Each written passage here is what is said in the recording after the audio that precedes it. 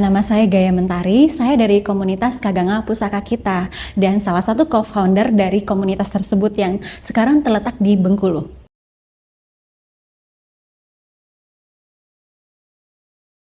Saya kira sebagai kesempatan ya untuk periode digital nih sekarang sangat banyak, apalagi untuk pengembangan dan pelestarian aksara dan bahasa. Kalau dari kesempatan nih, banyak orang dari berbagai kalangan, tidak terbatas umur, itu bisa melakukan upaya upload atau memasukkan semua file digitalnya, hasil rekaman, hasil suara itu ke dalam sebuah media sosial, dan itu bisa melewati batas waktu, ruang dan waktu. Jadi banyak sekali informasi yang bisa disebarluaskan melalui media sosial. Contohnya nih, misal saya dulu sebenarnya pernah kuliah di luar kota Bengkulu, dan sebagai orang anak muda yang kuliah di luar kota itu sangat terbatas untuk selalu mengoperasikan bahasa Bengkulu di luar kota. Nah, ketika saya menggunakan media sosial akan lebih sangat mudah untuk mengakses bahasa daerah saya sendiri melalui media sosial begitu. Jadi kesempatannya untuk menggunakan media sosial sebagai digitalisasi pelestarian warisan budaya, apalagi di sini bahasa dan aksara, sangat bermanfaat. Nah, sedangkan untuk ancaman, jelas nih dengan adanya upaya digitalisasi dalam berbagai macam hal dan informasi, tentu hal ini akan membuat anak-anak muda akan lebih mudah terkontaminasi dengan hal-hal yang bersifat kebarat-baratan atau Korea, karena pada kenyataannya semua yang sudah dimodernisasi kebanyakan adalah hal yang bersifat kebarat-baratan dan kekoreaan. Jadi anak-anak kemungkinan akan terancam dengan bahasa-bahasa baru dari dunia barat ataupun dunia-dunia K-pop begitu.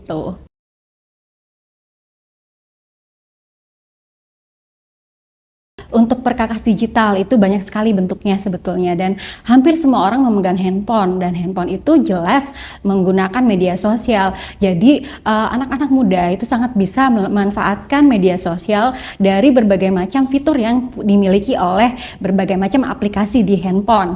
Nah, jadi aplikasi seperti aplikasi media sosial, AI tentu bisa dimanfaatkan semaksimal mungkin oleh manusia atau masyarakat dari Indonesia dan anak-anak muda kita, dan di sini mereka bisa menyebarluaskan bahasa daerah mereka tentunya, termasuk aksara-aksara kuno. Nah, yang ada di daerah Bengkulu, karena saya dari Bengkulu, maka jelas tuh untuk aksara kuno Bengkulu akan lebih mudah ketika didigitalisasi oleh anak-anak muda Bengkulu, lalu disebarkan melalui foto, YouTube, dan disebarluaskan melalui media sosial begitu. Terus langkah kedua, mungkin di sini banyak sekali anak-anak muda Bengkulu juga yang mungkin nggak hanya anak muda Bengkulu, yang dari daerah lain pun bisa berbicara berbahasa daerah, dan saat mereka berbicara bahasa daerah ketika direkam atau mereka melakukan vlogging, nah mereka juga menyebarluaskannya melalui YouTube, tentu saja orang-orang di luar daerahnya masing-masing itu bisa belajar bahasa daerah dari orang yang menggunakan akun tersebut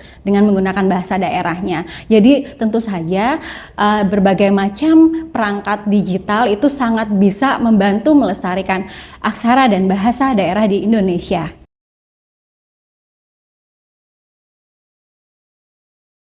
Bicara pemerintah berarti bicara sebuah sistem ya. Kalau pemerintah itu adalah penentu kebijakan, jadi sangat baik kiranya jika pemerintah itu membuat semacam kebijakan yang dapat membantu masyarakat diarahkan untuk mengenal aksara dan bahasa daerah itu lebih mendalam. Misalnya dengan membuat di dunia pendidikan, buat kurikulum khusus buat anak-anak muda agar bisa lebih dekat mengenal bahasa daerahnya dalam bentuk misalnya muatan lokal di dalam sekolah gitu. Kebetulan di daerah Bengkulu itu terakhir hingga tahun 2019 muatan lokal untuk berbahasa daerah itu hanya ada di satu sekolah, khususnya di daerah Rejang Lebong. Jadi sayang sekali mengingat Bengkulu itu punya 9 kabupaten, hanya ada satu sekolah yang punya pembelajaran bahasa tradisional. Nah, ini kiranya perlu ditentukan dengan kebijakan yang benar agar anak-anak muda Bengkulu bisa kembali mengenal bahasa daerahnya. Itu baru Bengkulu, kita belum tahu daerah lain. Jadi kembali lagi, kalau dari pemerintah itu perlu punya sistem kebijakan yang tepat untuk bisa mengenalkan kembali ke anak muda Bengkulu terhadap bahasa daerahnya. Nah, sejauh ini mungkin yang saya bisa pahami yang sedang berkembang pesat itu adalah Balai Bahasa yang sekarang sudah lagi giat-giatnya membantu pengembangan bahasa daerah di Bengkulu.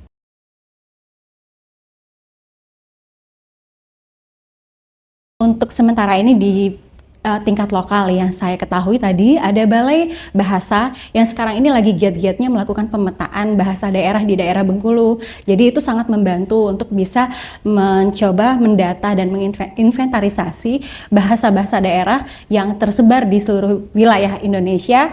Dan di sini bahkan Balai Bahasa juga sempat mengadakan lomba-lomba festival tunas bahasa ibu, dan itu saya kira sangat penting kiranya untuk peningkatan bahasa daerah di tingkat lokal. Nah, kalau untuk internasional mungkin atau global, yang saya tahu terakhir kali itu pernah ada UNESCO melakukan upaya pemetaan bahasa daerah di berbagai negara, dan terakhir itu di tahun 2013.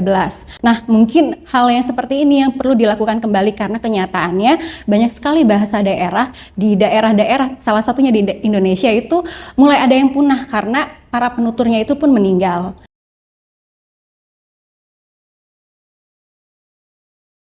Saya mungkin yang pertama ya, di sini anak-anak muda nggak boleh ada namanya tidak percaya diri atau malu terhadap penggunaan bahasa daerahnya sendiri. Karena pada kenyataannya banyak sekali anak-anak daerah ketika ke kota, mereka malu untuk mengoperasikan bahasa daerahnya. Harusnya itu tidak terjadi. Jadi perlu penguatan kepada anak-anak muda bahwa mereka ketika menggunakan bahasa daerah itu malah justru harusnya lebih pede begitu. Lalu yang kedua, sangat baik kiranya jika orang-orang yang memang terampil menggunakan bahasa daerah harus lebih giat lagi melakukan upaya kreatif seperti misalnya melakukan vlogging ketika menyorot sesuatu tentang daerahnya, misalnya menggunakan bahasa daerahnya sendiri.